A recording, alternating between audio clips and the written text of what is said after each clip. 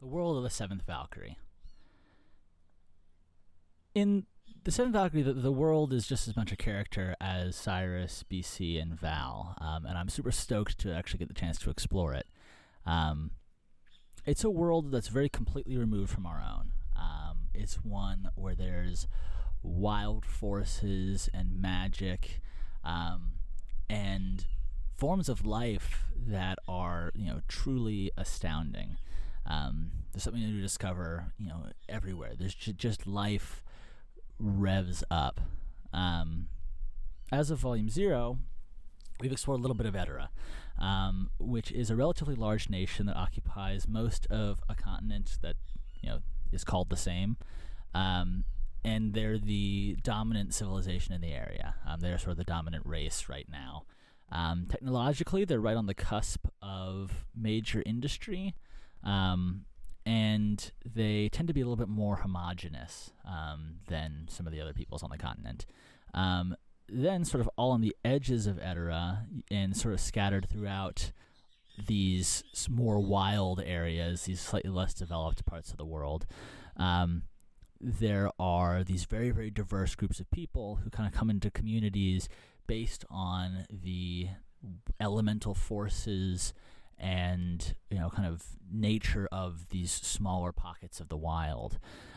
It's very, very much, more at peace, more in tune with kind of the nature around them, which is this very, very powerful force, than kind of the Edoran, slightly more monolithic, more industrialized, more developed area.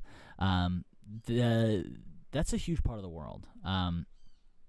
Many people and a big part of the whole story of the Seventh Valkyrie is that there's lots of people who are called gifted, or by many horrible names if you're Edorans, and Edorans also call them extranaturals, which is the official term, but they've got a lot of bad slurs for them.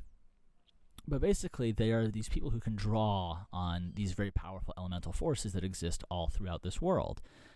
It's not magic in the a traditional sense of like sorcery or incantations, spells, charms, that kind of thing.